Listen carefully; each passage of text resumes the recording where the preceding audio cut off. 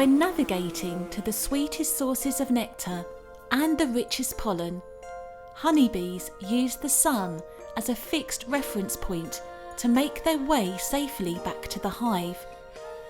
This fixed reference point allows them to fly in a straight direction, simply by keeping the angle between their line of flight and the sun constant.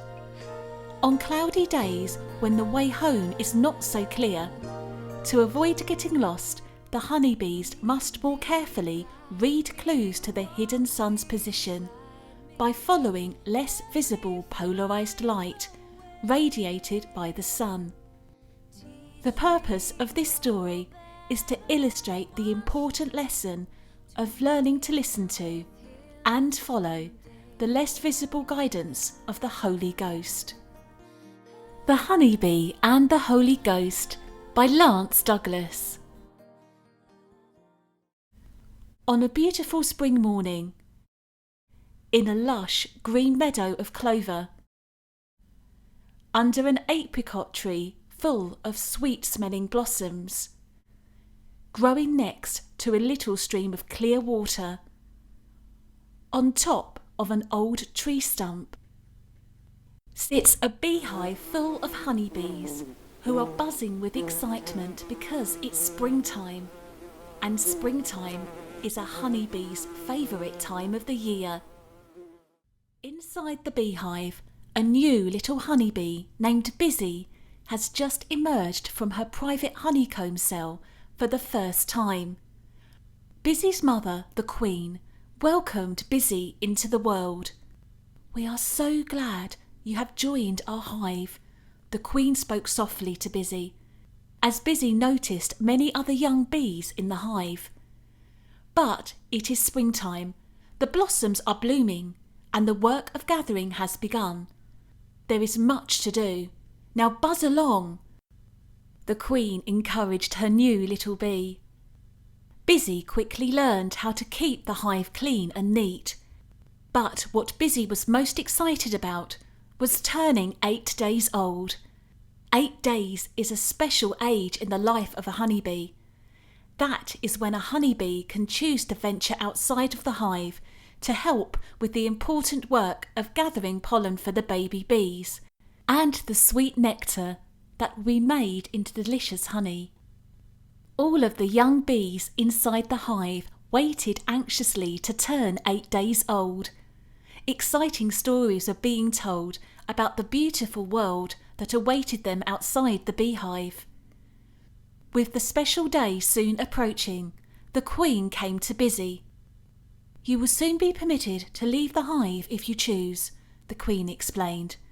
"The world is a wonderful place, but," cautioned the Queen, "every time you leave the safety of your hive, you must pay careful attention to the location of the sun in the sky. The sun will always lead you and guide you safely home." On the morning that Busy turned 8 days old, she anxiously stood at the door of the beehive, looking at the world outside. Busy closed her eyes, buzzed her wings as fast as she could, and she was off. "My mother was right," Busy exclaimed. "The world is a beautiful place." Busy quickly learned how to gather pollen and nectar from the beautiful blossoms in the meadow. The Queen was so proud of how obedient and hard-working Busy had become, and Busy always remembered the words of her mother. "Every time you leave the safety of the hive, you must pay careful attention to the location of the sun in the sky, and it will guide you safely home." One day, after filling her pollen baskets to the top, Busy began to make her way back to the hive. As she had always done, Busy looked up toward the sun for guidance home. This time, however, the sun was nowhere to be found. The sun, I can't see it," Busy cried with fear. Frightened and not knowing which way to turn, Busy sat on a log and began to cry. "I'm lost," Busy cried in her heart. I don't know the way home."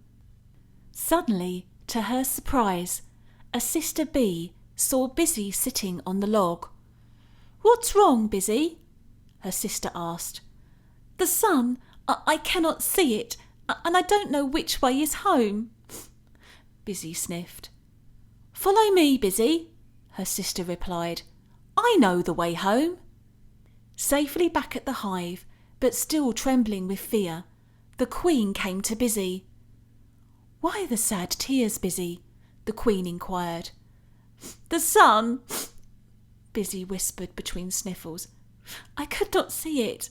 It was gone, and I did not know the way home." The queen patiently explained to Busy that the sun is always shining, even when she cannot see it behind the clouds. "But," the queen explained, "when the guiding light of the sun is hidden by the clouds, you must be quiet and still. If you listen with your heart, you will feel the guiding light of the sun. The guiding light of the sun is always there for you, Busy, even when you cannot see it. It is something you can feel in your heart." For the rest of the summer, Busy confidently gathered pollen and nectar from the flowers far and near. Busy grew to love the beautiful world she lived in. And when the light of the sun was hidden from view, Busy learned to listen with her heart. If she was quiet and still and patient, she could feel the sun guide her safely home. As Jesus sat at the Last Supper with his disciples, he explained where we can find truth and light in his absence.